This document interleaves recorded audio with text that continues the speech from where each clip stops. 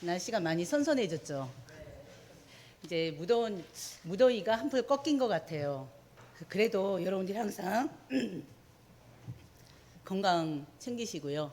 항상 복음으로 풍성한 하나님의 사랑을 풍성한 매일의 삶이 되시기를 주의 이름으로 축원드립니다. 우리는 하나님과 함께하지 않으면, 말씀과 함께하지 않으면 우리는 죄 가운데 빠져 살 수밖에 없습니다. 그렇죠? 그래서 우리의 매일의 삶이 정말 하나님께 영광 돌려드리는 삶을 살자고 우리가 매일 강단 통해서 말씀을 드리고 있단 말이에요. 그래서 여러분들의 삶이 정말 하나님의 영광을 가리는 삶인지 하나님께 영광을 드러내는 삶인지 항상 되돌아보셔야 돼요. 하나님을 기쁘게 하는 삶인지 하나님으로 하여금 걱정하고 염려하게 하는 삶인지 항상 자신을 돌아보지 않으면 안 됩니다. 그래서 항상 영적 상태를 매일매일 한번 점검하시는 여러분 모두가 되시기를 주의 이름으로 축원드립니다. 우린 지난주 로마서 3장 1절에서 9절 하나님 말씀을 보았습니다. 우리가 로마서 3장 1절에서 9절의 말씀을 통해서 변치 않으시는 하나님의 뭘 보았죠? 신실하심을 보았어요. 하나님은 변함이 없으신 분이세요. 그리고 또 중요한 것은 그 하나님, 우리의 아버지, 여러분의 아버지, 바로 전지전능하신 하나님은요, 신실하십니다. 우리 인간은 연약해서 맨날 쉽게 바뀌잖아요. 감정에 따라 변하잖아요. 환경에 따라 변하잖아요. 상황에 따라 변하잖아요. 그렇지 않습니까? 근데 하나님께서는 절대 변함이 없으세요. 특히나 우리가 지난주 말씀에서 봤던 것처럼 인간은 뭐라고 했습니까? 거짓말쟁이라고 그랬잖아요. 거짓말을 일삼을 수밖에 없는 그런 죄를 가지고 태어났잖아요.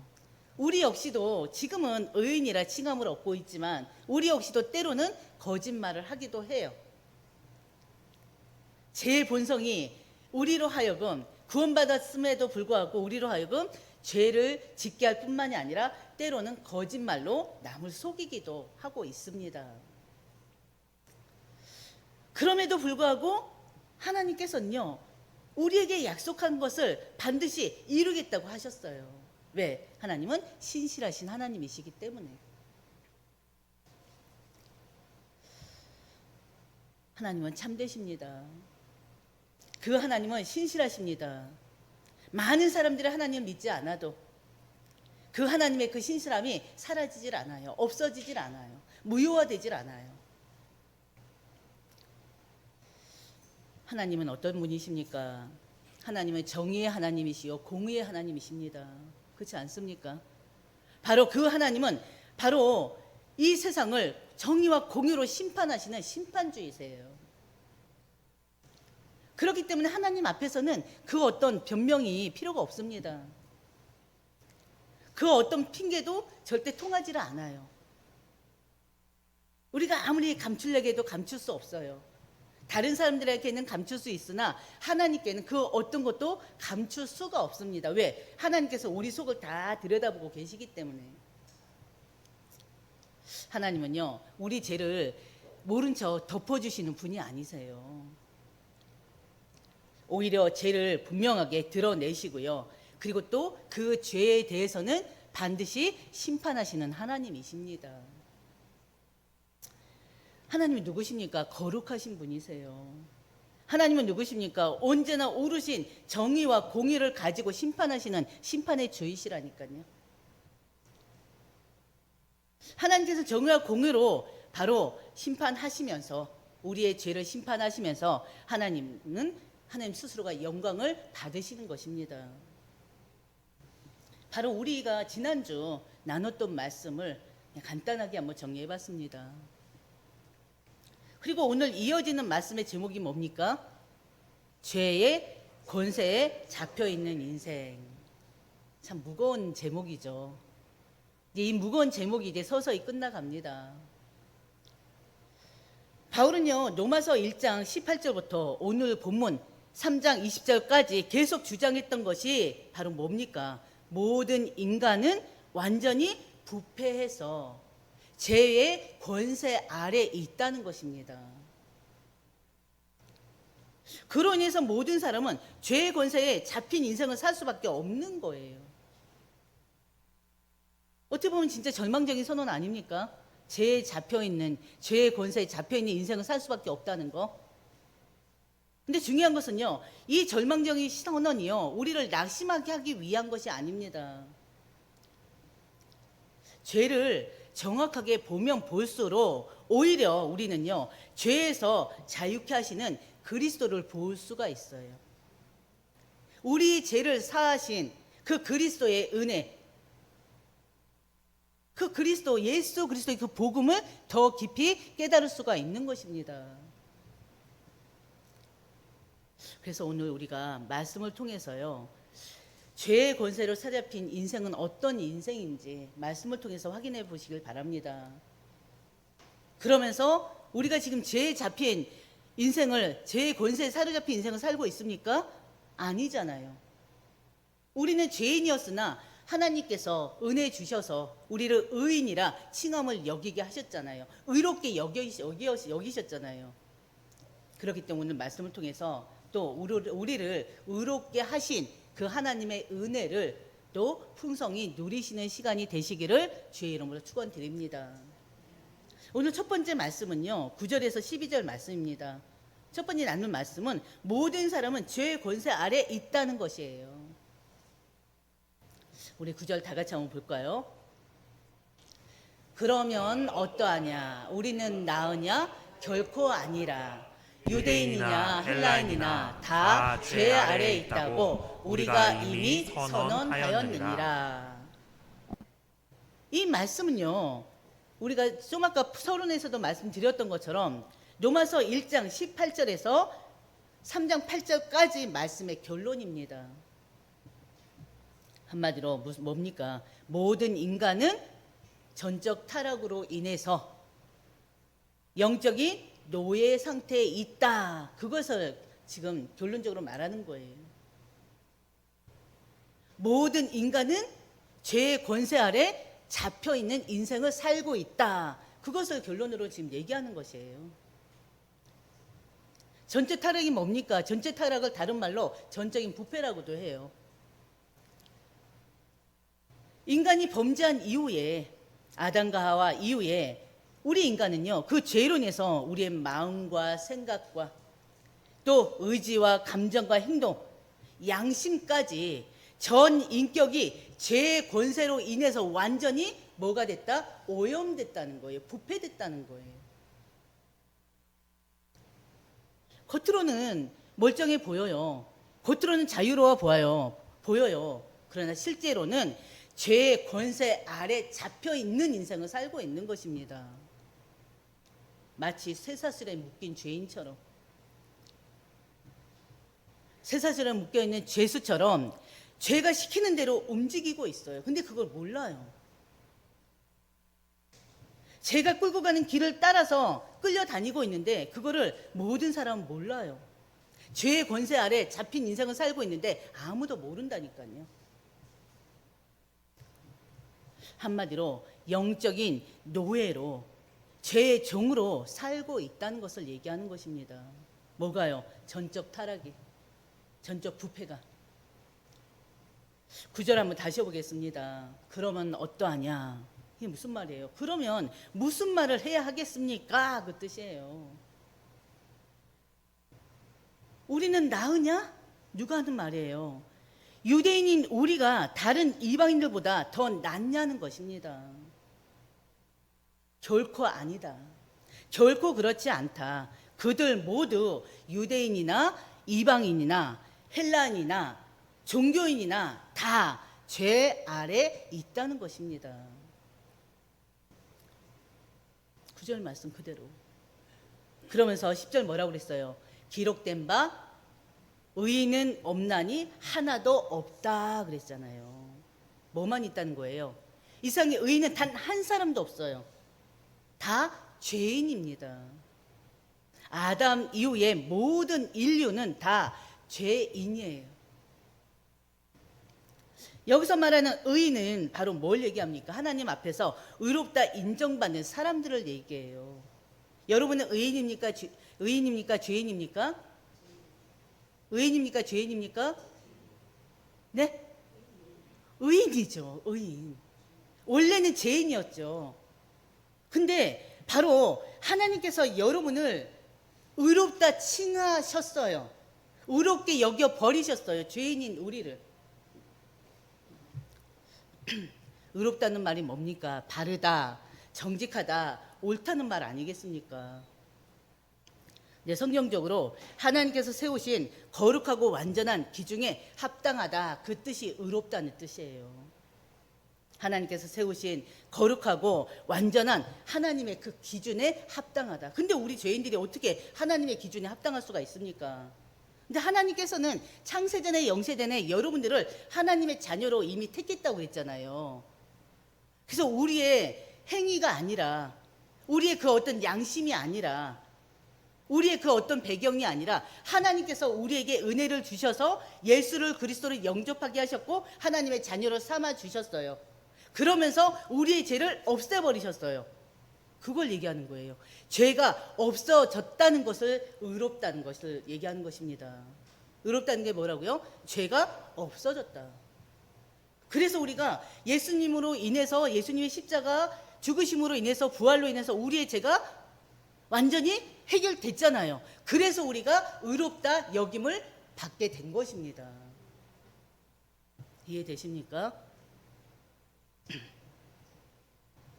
한마디로 하나님께서 죄인들 향해서 너는 무죄다, 그리고 선언하신 게 의롭게 됐다는 것입니다. 아멘. 여러분들 여러분 죄인입니까? 의인입니까? 하면 저 죄인입니다 그러지 마세요. 의인이에요. 의인. 예수님께서 여러분을 위해서 십자가 못 박혀 돌아가셨단 말이에요. 그리고 부활하셨단 말이에요. 왜? 하나님이 여러분들 이미 택하셨기 때문에 그 택하신 자녀들을 예수님께 십자가 죽으심을 통해서 의인으로 삼으신 거예요. 물론 여러분들은 지금도 죄를 짓고 있죠. 그렇죠? 죄성이 아직 남아있기 때문에. 그래서 죄와 싸우고 있잖아요. 왜 이 세상에 의인이 하나도 없다고 했습니까? 바로 인류의 시조, 인류의 대표인 그 아담이 범죄한 이후에 모든 인류는 전적으로 타락했기 때문에 그래요. 모든 인류는 타락해서 본성 자체가 하나님을 떠난 상태로 죄성을 가지고 태어났기 때문에 그렇습니다. 아담 이후의 모든 인류. 첫사람이에요, 아담은. 첫사람 아담 이후의 모든 인류. 하나님을 떠난 죄인. 죄성을 가지고 태어날 수밖에 없는 죄인. 그렇기 때문에 의인은 하나도 없는 것입니다. 이 죄성으로 인해서 우리 인간의 마음과 생각과 의지와 행동이 바로 죄의 영향을 받기 때문에 하나님에 대해서는 의를 행할 수가 없어요. 죄의 권세 아래 있기 때문에 우리는 선을 행할 수가 없어요. 인간 스스로는 절대 구원에 이룰 수가 없습니다. 결국 모든 인간은 멸망 가운데 빠질 수밖에 없어요. 그래서 의인이 없나니 하나도 없다고 했던 것입니다. 아멘. 여러분들은 그러나 지금 죄인이 아니에요. 의인이에요. 하나님이 여러분의 죄를 해결해 버리셨어요. 좀 아까 말씀드렸던 것처럼 너희는 무죄다, 무죄를 선언해 버리셨어요. 그렇기 때문에 우리가 죄인이었던 우리가 의인이 될 수가 있었던 것입니다. 죄를 하나님께서 용서해 버리셨기 때문에. 아멘. 기억하시길 바랍니다.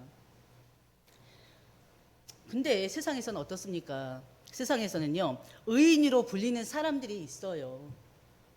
그렇지 않습니까? 다른 사람들 위해서 자기 목숨을 버린 자들, 위대한 위인이라고 하지 않습니까? 사회 공익을 위해서 헌신한 사람들을 세상에서는 의인이라고 하지 않습니까? 근데 알아야 될 것은 세상에서 의인으로 불리는 이들 역시도 죄 아래에 있는 죄인일 뿐이에요. 그렇죠? 그렇기 때문에 이 세상에 죄를 해결받지 않고는 이상의 어느 누구도 의인은 하나도 없는 것입니다. 11절 뭐라고 그랬어요? 깨닫는 자도 없고요. 하나님을 찾는 자도 없고요. 12절 다 치우쳐 함께 유익하게 되고 선을 행하는 자도 없나니 하나도 없다는 거예요. 바로 11절 12절은요. 시편 14장 14편의 2절과 53편의 3절을 인용한 말씀입니다.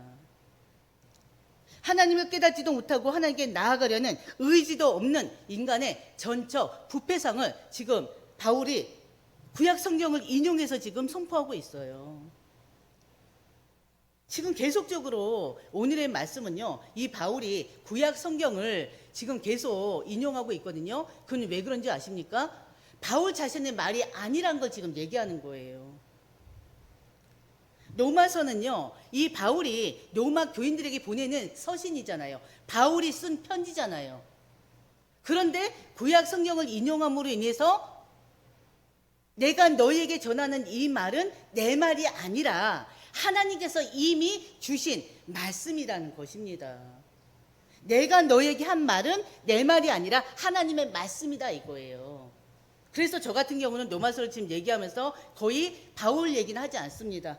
바울이 이랬다 저랬다 얘기하지 않습니다. 왜? 그 자체가 바울의 입술을 통해서 하나님이 행하신 말씀이기 때문에 저는 바울을 다 빼버리는 거예요. 가능하면. 시편 14편의 2절 보면요.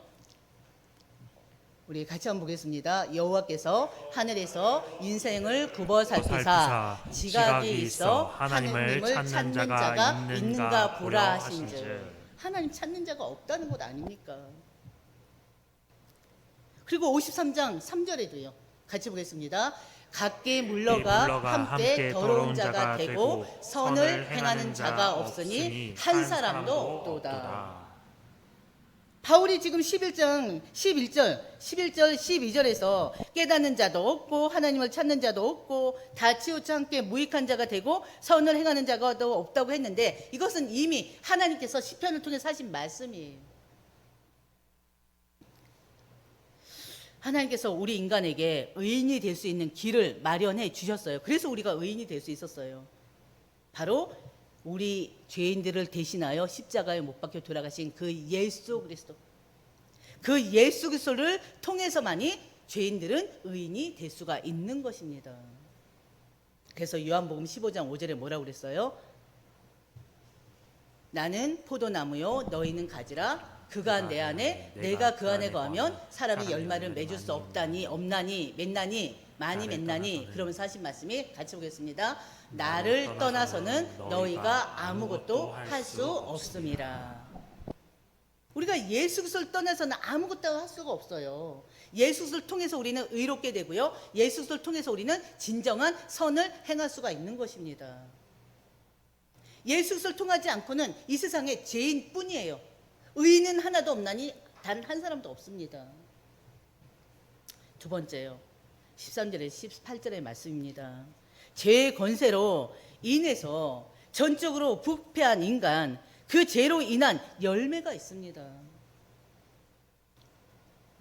바로 그 열매가 뭡니까? 바로 말로써 드러나는 죄의 권세를 지금 보여주고 있어요. 13절, 14절에서. 우리 13절 한번 같이 볼까요? 13절, 14절 같이 보겠습니다.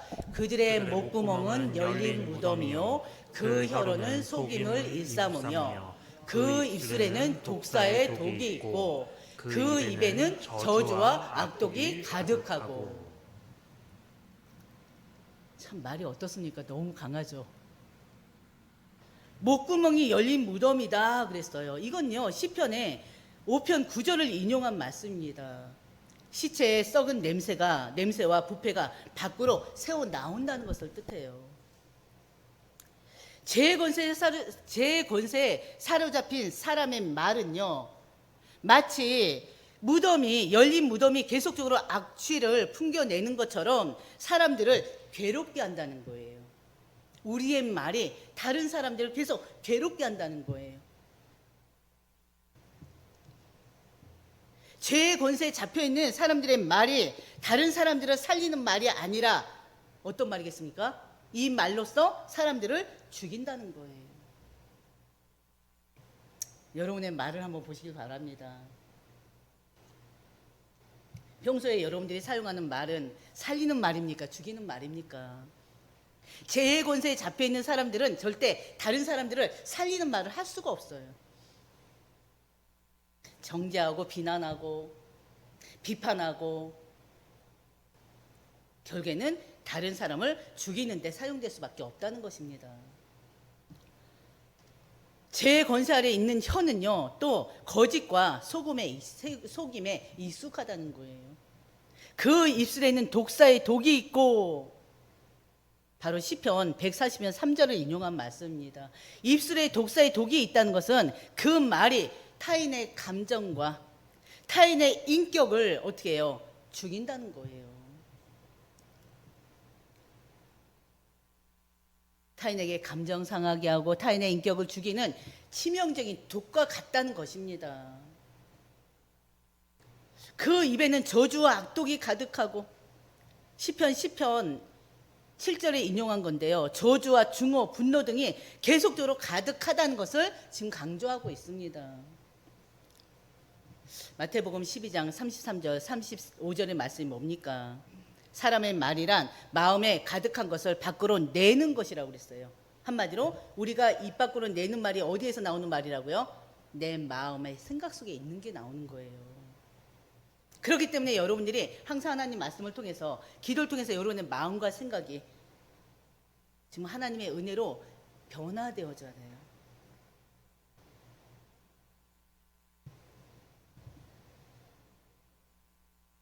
특히나 목구멍, 혀, 입술 이런 발성기관을 구체적으로 언급하고 있는데요. 그 이유는 악인이 하나님의 선물인 언어를 추악한 제 도구로 삼고 있음을 보여주는 것입니다. 악한 사탄 마귀 귀신이 우리의 입술이 바로 이런 잘못된 입술, 잘못된 혀, 잘못된 말이 되도록 순간성을 속이는 거예요. 그렇기 때문에 우리가 죄의 권세에 잡혀 있으면 어떻게 되겠습니까? 우리의 말 한마디 한마디가 절대 사람들에게 하나님의 영광을 드러내는 것이 아니라 하나님의 영광을 가리는 데 사용되어지는 거예요. 특히나 행동으로 나타난 죄의 권세가 있습니다. 바로 15절 우리 같이 보겠습니다. 그 발은 피 흘리는데 빠른지라. 죄의 권세 아래 있는 사람은 본능적으로 악한 길로 향한다는 것을 말하는 것입니다. 이 피 흘리는 일이란요, 어떤 경우에도 해서는 안 될 일을 한다는 거예요. 죄의 권세에 사로잡힌 사람의 인생은 생명을 세우는 길이 아니라 파괴와 죽음을 향해 간다는 것입니다. 그래서 그 발은 피 흘리는데 빠르다는 거예요. 잘못된 길을 가는데 누구보다 빨라요. 그래서 시편의 59편의 7, 8절을 인용하고 있는데요. 그들의 입에서 저주가 나오고 발걸음은 바로 다른 사람들을 해치는 길로 행한다는 것을 얘기하고 있습니다. 그리고 16절은요. 다시 한번 보겠습니다. 파멸과 고생이 그 길에 있어. 파멸은 단순한 실패를 얘기하는 것이 아닙니다. 모든 관계와 공동체, 한 사람의 인생이 완전히 산산조각이 나버리는 걸 얘기해요. 고생은 외적인 어려움만을 얘기하는 것이 아닙니다. 내적인 절망을 얘기합니다. 피폐함까지를 포함합니다. 그래서 죄의 권세에 사로잡혀서 걸어가는 길에는요, 반드시 파괴가 있고요, 비참함이 반드시 기다리고 있다는 거예요. 왜 사람이 잘못된 것을 알면서도 악한 길로 걸어갈까요? 거기에는요, 우리 인간의 연약함이 들어가 있습니다. 당장의 쾌락과 그 악한 본성이 우리 육신을 만족시키기 때문에 그렇습니다. 예수님께서도 마태복음 7장 13절 14절에 뭐라고 했습니까? 좁은 문으로 들어가라 하셨어요. 여러분 한번 생각해 보시기 바랍니다. 좁은 문이 있어요. 넓은 문이 있어요. 그 여러분은 어디로 들어가길 원하십니까? 거의 대부분의 사람들은 넓은 문으로, 넓은 길로 가기를 원해요. 좁은 문, 좁은 길로 가기를 원치 않습니다. 좁은 문으로 들어가면요, 뭐라고 했습니까? 그 길은 좁고 협착하여 가기가 어렵다고 그랬어요. 그래서 함께 가는 사람도 적다. 하지만 바로 그 끝에는 좁은 길을 가는 그 끝에는 바로 생명이 있고 하나님이 주시는 평강이 있습니다. 근데 거의 대부분의 사람들은요, 넓은 길로만 가려고 그래요.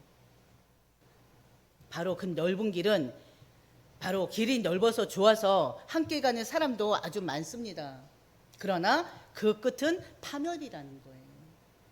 그 길 끝에는 평강이 없습니다.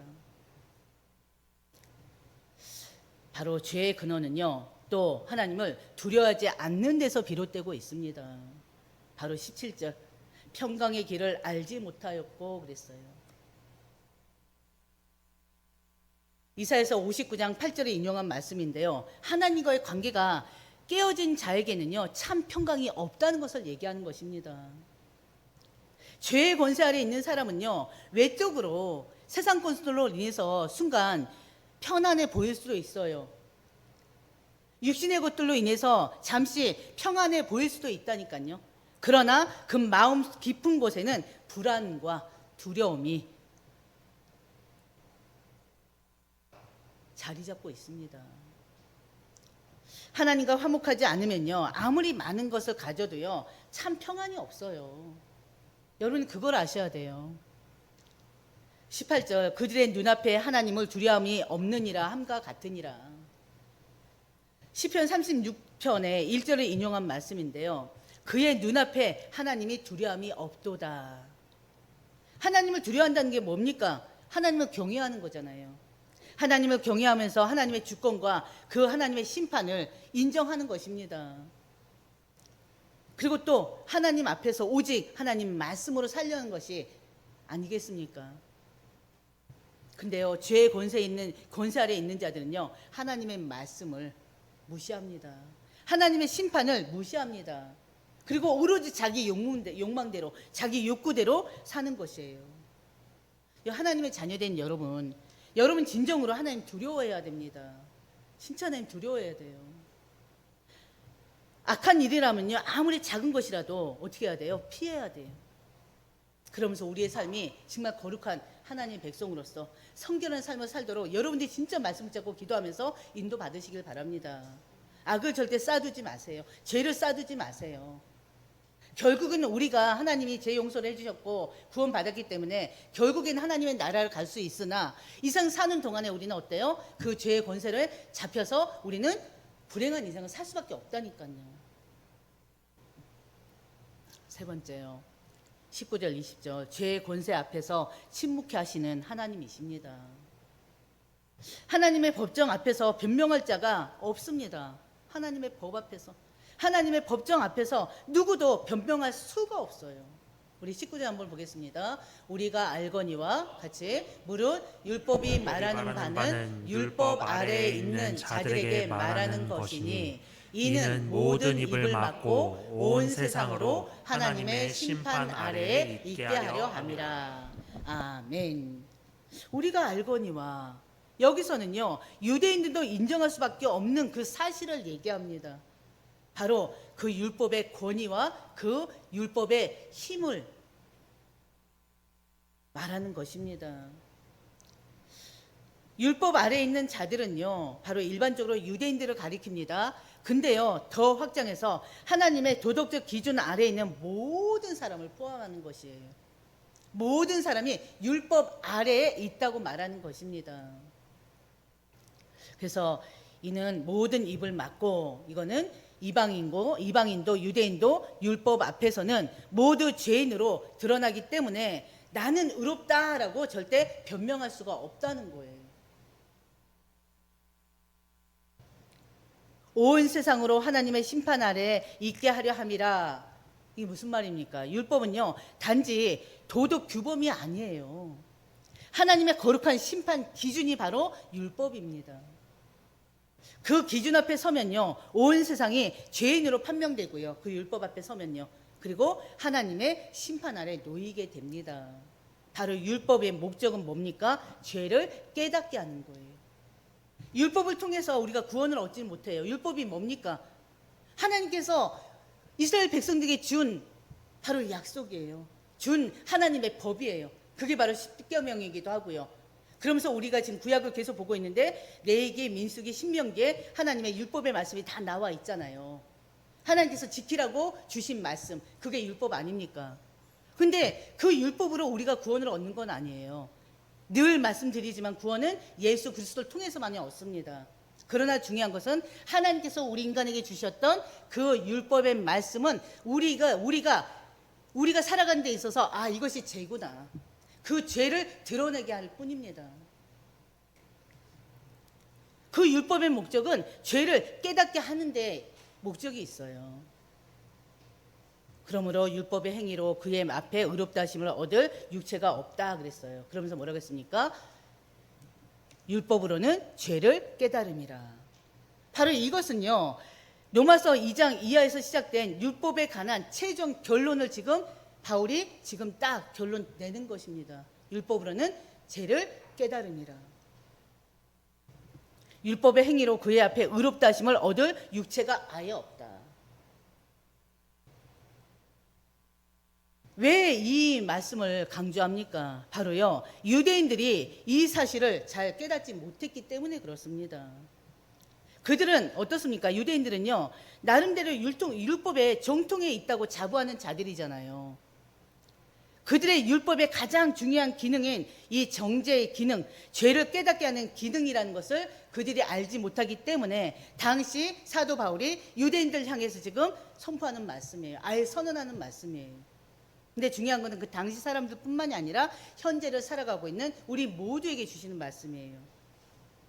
율법주의자가 되면 안 됩니다. 그렇죠? 율법주의자가 되면 어떻게 해요? 율법에 사람들 다 거기다 껴맞춰가지고 사람들 계속 정죄하고 판단하고 막 그러잖아요.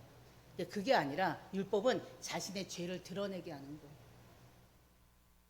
사람들로 하여금 그 율법을 기준으로 해서 죄를 깨닫게 하는데 목적이 있다는 걸 여러분들이 기억하시길 바랍니다. 유대인들은요, 그 율법의 기능, 율법의 목적을 알지 못했기 때문에 율법을 가지고도요, 하나님 앞에 회개할 줄을 몰랐어요. 오히려 율법을 가졌다는 것만으로도 교만해졌고요, 스스로 의롭다 여겼던 자들입니다. 그래서 율법을 완성하신 그 예수 그리스도를 어떻게 해요? 배척하는 거 아닙니까? 율법의 완성자이신 그 예수님을 십자가에 죽여서 죽인 거 아닙니까? 못 박아 죽인 거 아닙니까? 율법은 구원하기 주신 것이 아닙니다. 죄를 드러내고 심판을 확증하기 위해서 주어졌다는 것, 여러분들 기억하시길 바랍니다. 율법은요, 죄를 드러내나 예수 그리스도는 죄를 제거합니다. 하나님께서 우리에게 율법을 주신 목적은 그 율법을 지켜 구원받으라고 주신 것이 아니라고요. 이미 우리는 죄로 묻어질 대로 묻어지지 않았습니까? 죄로 묻어진 우리의 양심을 하나님께서는요, 바로 율법을 통해서 깨닫게 하시는 거예요. 이래야 된다, 저래야 된다. 하나님의 백성은, 거룩한 하나님의 백성은 이렇게 살아야 된다, 저렇게 살아야 된다. 우리는 그 율법의 말씀을 늘 생각하고 살아야 돼요. 마음속에 딱 담고 살아야 됩니다. 그러면서 그 율법의 말씀을 통해서 바로 죄가 어떤 것인지, 우리는 그 율법의 말씀을 통해서 죄를 깨달아야 돼요. 그래서 죄의 길을 가는 것을 우리들 스스로가 진짜 그 죄와 싸워서 죄의 길을 가지 않도록 우리를 막아줘야 돼요. 자기 자신을. 그렇지 않습니까? 그러니까 율법이 바로 그 기준이 된다니까요. 율법이 있기 때문에 우리는 죄를 죄로 여기게 됩니다. 그렇지 않습니까? 하나님의 거룩한 기준 앞에서 스스로 의롭지 못한 것을 그 율법을 통해서 우리는 또 인정하게 되는 거예요. 우리가 십계명 1, 2계명만 보더라도 하나님 외에 다른 신을 섬기지 말라, 절대 우상을 섬기지 말라, 그게 바로 기준 아닙니까? 그리스도인으로서. 근데 우리는 어떻습니까? 형상 우상은 우리는 안 섬겨요. 근데 우리는 아직까지도 사상을 가지고 있잖아요. 하나님보다 더 사랑하는 걸 가지고 있잖아요. 그렇기 때문에 우리도 스스로가 하나님보다 더 사랑하는 거, 하나님보다 더 우선시하는 거, 이거 죄인데, 이게 깨닫게 되는 거 아닙니까? 안식일을 거룩히 지켜라 했는데 그 안식일을 거룩하게 지키질 않아요. 그러면 어떻게 해요? 거룩히 지키지 않은 이 자체가 하나님 앞엔 죄가 되는구나, 이렇게 깨닫게 되는 거예요. 그렇지 않습니까? 우리는 그 깨달음을 통해서 왜 모든 인간에게 구원의 길이 필요한지 우리는 알 수가 있습니다. 바울은요, 갈라디아서 3장 24절에서 율법을 몽학 선생이라고 표현했어요. 몽학 선생은요, 아이를 보호하면서 올바른 길로 인도하는 역할을 하는 자가 몽학 선생 아닙니까? 바로 율법은 바로 그 몽학 선생님처럼요, 우리를 구원의 길 대신 예수 그리스도께로 인도합니다. 예수 그리스도께로 데려갑니다. 그래서 율법은 구원의 길이 아니라 구원자이신 예수 그리스도를 가리키는 표지이기도 해요. 그러면 그렇기 때문에 율법은요, 죄를 드러내지만 또 그 율법은 죄를 드러내긴 하는데 그 죄를 제거할 수는 없어요. 드러내게 할 뿐이에요. 깨닫게 할 뿐이에요. 그 죄를 제거할 수 있는 분은 누굽니까? 오직 예수 그리스도 한 분뿐이십니다. 우리는 죄의 권세로 사로잡힌 인생을 살 수밖에 없었어요. 그러나 하나님께서는 우리 죄인들을 대신해서 십자가에 죽이신 예수님을 통해서 우리를 죄의 권세에서 빠져나오게 한 것입니다. 그래서 우리는 예수 그리스도와 연합을 통해서 우리는 참된 의인으로 인정받고 구원에 이르게 된 것입니다. 아멘. 여러분이 바로 그런 과정을 거쳤어요. 그렇기 때문에 우리는 이 죄를 제거하시는, 율법을 통해서 죄를 깨닫고요, 그 죄를 제거하시는 유일한 예수 그리스도만을 바라보는 여러분들 되셔야 됩니다. 오직 예수 그리스도만이 모든 것 되는 여러분의 인생이 되시기를 주의 이름으로 축원드립니다. 오늘 말씀 다시 한번 들어보세요. 그러면은 절대 어렵지가 않아요. 율법, 의로움, 이런 얘기를 하다 보니까 이 말의 의미를 이해하지 못한 사람들은요, 자꾸 어렵게만 느껴질 거예요. 근데 쉬워요. 다시 한번 말씀 들어보시고 그 말씀 묵상하는 여러분들 되시기를 주의 이름으로 축원드립니다. 아버지 하나님, 참으로 감사합니다. 오늘 죄의 권세로 사로잡힌 인생이란 말씀을 주셨습니다. 우리는 하나님의 율법의 말씀을 통해서 우리 자신을 비춰볼 수가 있습니다. 우리는 말씀을 통해서 모든 사람이 죄의 권세 아래에 있으며 의인은 하나도 없다는 하나님의 하나님의 말씀을 우린 들었습니다. 주님, 우리는 스스로 의롭다 말할 수 없는 전적 부패한 자들이었지만 예수를 통해서 우리는 죄인이 아닌 의롭다 칭함을, 의인이 되었음을 우리는 말씀을 통해서 또 확인합니다. 하나님 아버지, 우리들 스스로가 절대 죄의 길에 머물지 않도록 하나님 도와주시옵소서. 죄의 길을 가지 않도록 하나님 도와주시옵소서. 우리의 마음과 생각과 우리의 전 인격을 하나님께서 붙잡아 주시옵시고 오로지 하나님의 의를 드러내는데 사용되어지는 우리가 모두가 될 수 있도록, 하나님의 영광을 위해 사용되어지는 우리 모두가 될 수 있도록, 이 교회가 될 수 있도록 하나님 인도하여 주시옵소서. 우리의 모든 인생이 오직 예수 그리스도를 나타내고 오직 예수 그리스도를 증거하는 인생이 될 수 있도록 하나님 도와주시옵소서. 이 교회가 오직 빛과 소금의 역할을 다하는 교회가 될 수 있도록 하나님 도와주시옵소서. 이 모든 말씀 우리 주 예수님의 이름으로 기도드립니다. 아멘.